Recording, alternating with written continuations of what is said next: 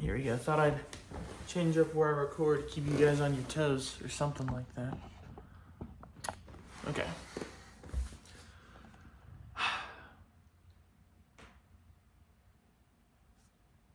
I'm worried that in the future, with you guys, my kids, who's the people who these videos are made for, right?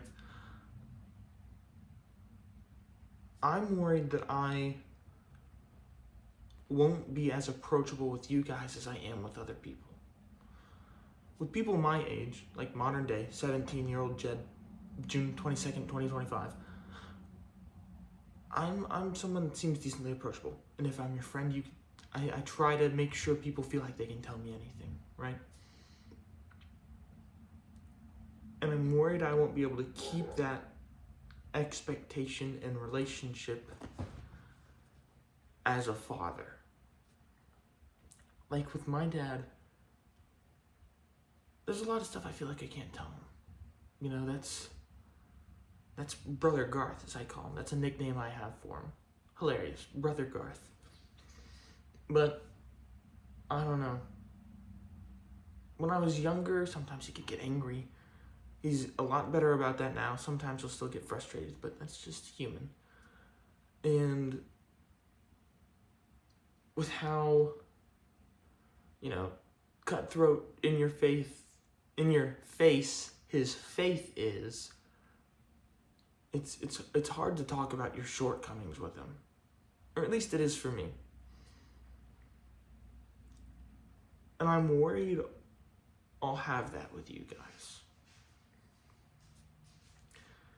And not even just the shortcomings, but also the mental health aspect.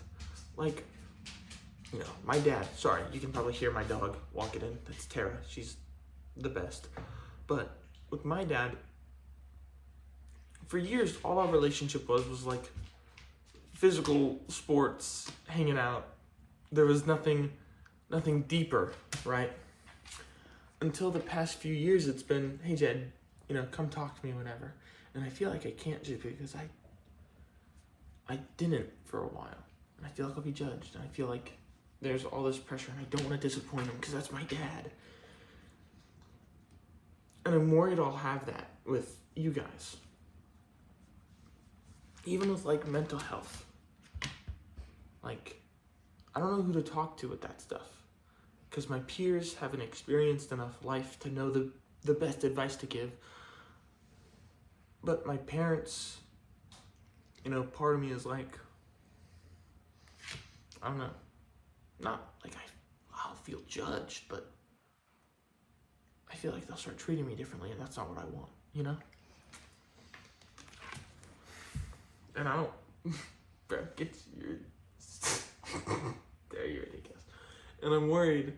I don't know, she could have came in at the worst time, Terry Bear. There you go. And I'm worried you guys might have a similar view of me. And I just don't want that. I'm worried that in the future I'll become some stone cold whatever. And that's just not who I am. My heart doesn't allow that. I'm always going to be goofy. At least I hope.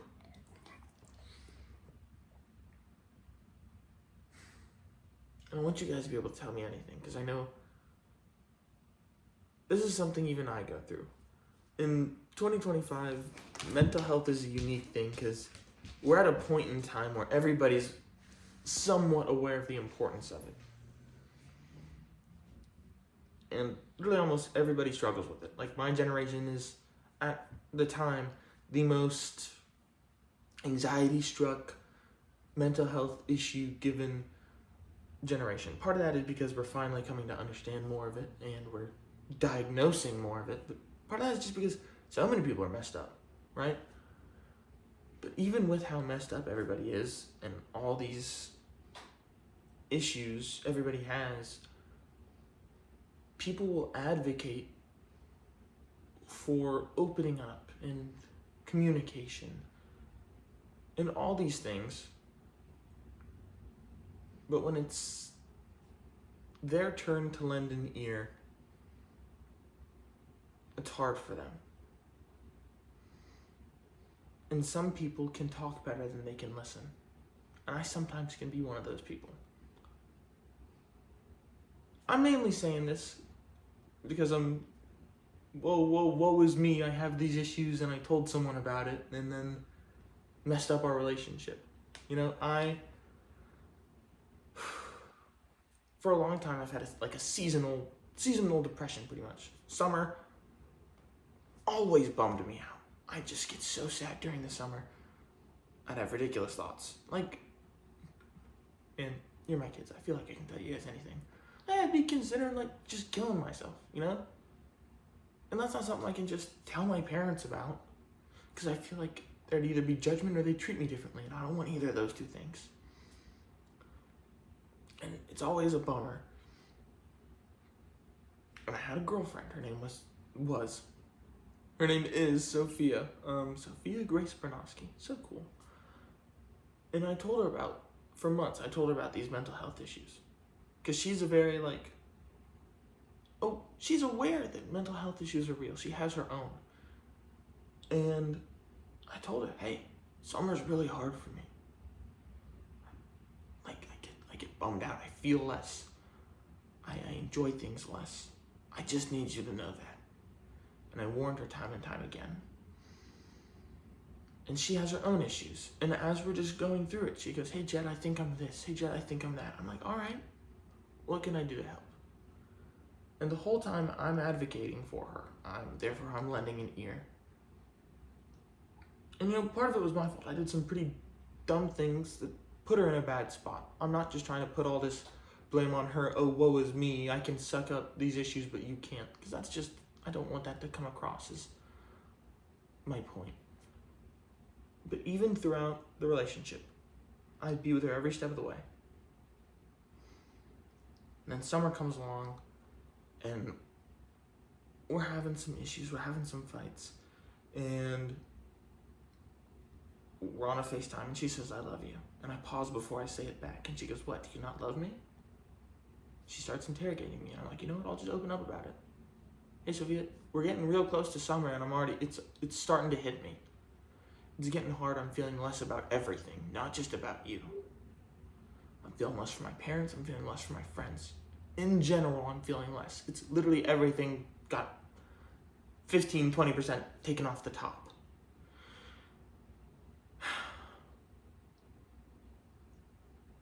And even though I warned her before, even though she has her own issues, she took that as me saying, I don't love you anymore. Not the case. I don't know that I can say that though, because at the time it was like, I'm not sure if I do. I know I have all these intense feelings for you. I really do. But at the time I can't say it's love. So dumb. So dumb. Because now I'm sure it is. A month and a half after the breakup. But even with all these people that are aware of the severity of mental health,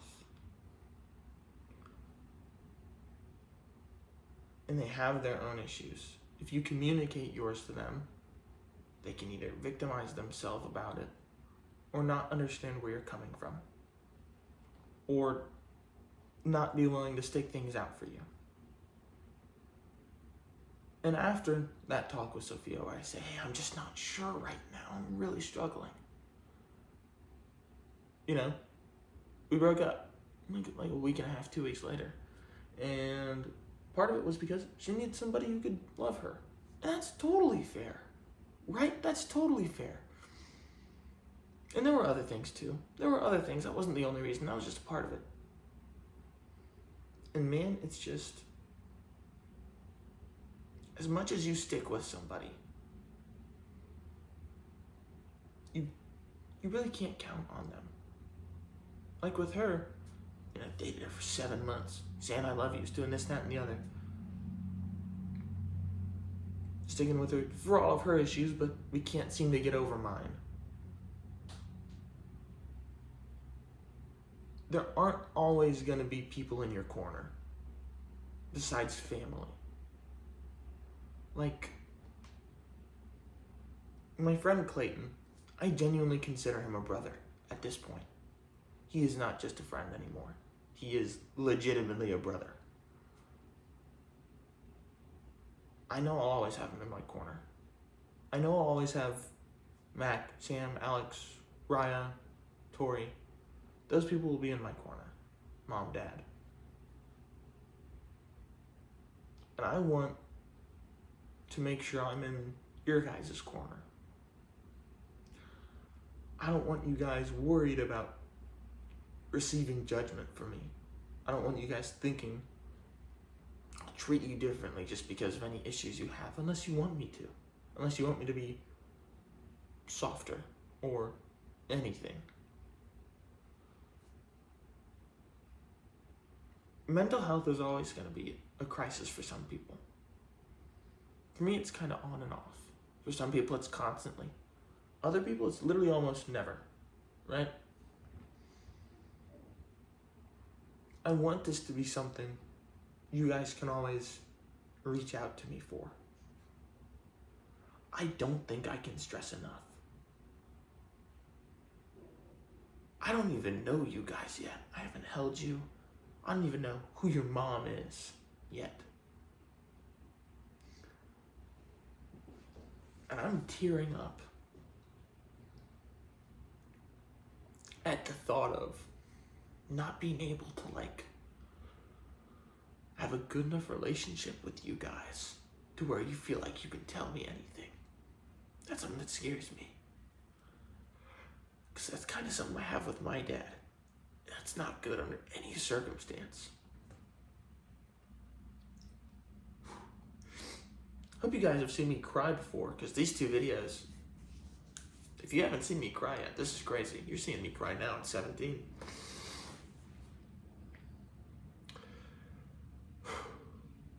I just know you guys are going to be awesome.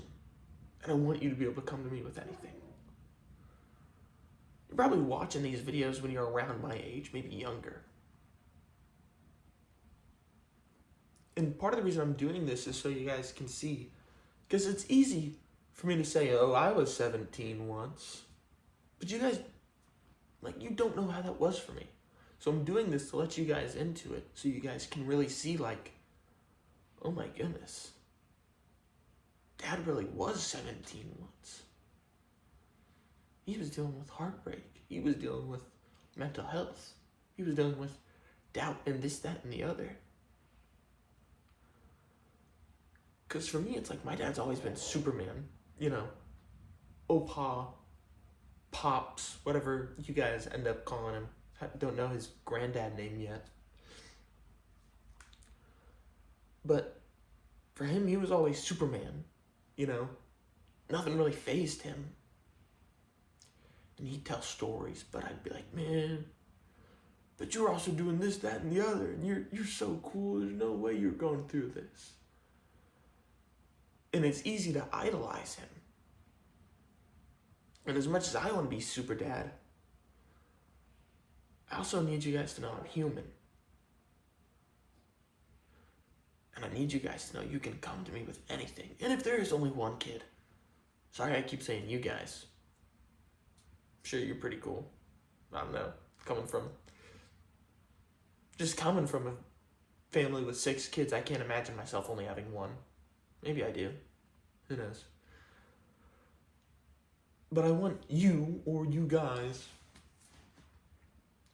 really to just be able to reach out to me or mom. Whoever she may be. She's going to be so bad. Sorry I keep saying this, but you guys are going to have such a hot mom. I can just see it already. But I don't know you guys yet. But still I feel so much for you. How ridiculous is that? But yeah, no. In summary, mental health is something crazy. We didn't start learning about it till the past, maybe 50, 70. I don't think any longer than 100 years ago. I'm not super well educated on the subject myself, but mental health is always going to be something crucial for everybody. And I'm creating these videos so you guys can see me, like, just going through it. Just knowing I was struggling once. Because if right now I haven't experienced something you're going through, I guarantee you I probably will by the time you're seeing this. And I want you guys to know, as much as I'm super dad and I can do anything, I'm also still human. And I want to have a great relationship with you guys. And I want you guys to know you can come to me with anything. I'm not going to judge. I'm not going to belittle. I'm not going to change the way I view you. I might call you a horse's ass just because that's something my dad does with me. Calls me a horse's ass because that's something his dad did with him. Man, I love you guys so much. And I just need you to know you're going to come to me with anything. No matter what I'm doing. I really hope in the future I'm to a point where I can just drop anything for you guys. Because if I am, I absolutely will. Unless your mom needs me. Put everything I just said to the side. If your mom needs me, your mom's... It goes, God, Mom, you guys, then there's my mom. And like here and below is everything else. Way down there. I love you guys so much. Please come to me with anything you guys have. Even in just the 17 years I currently have, I've been around the block a good few times.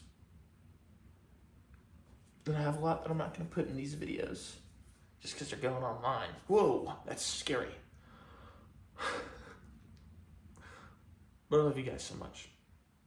And I really do want you to know you can come to me with anything.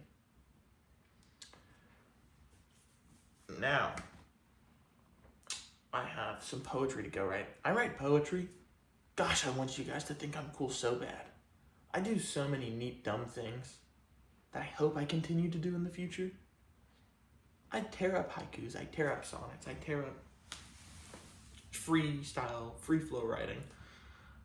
I also work out a little bit. I've noticed in this video I look pretty big. But yeah, no. I love you guys. Please come to me with anything. You guys are my number 3 priority. I love God and your mom. And you guys can... I just want to have a good relationship. Whatever that takes.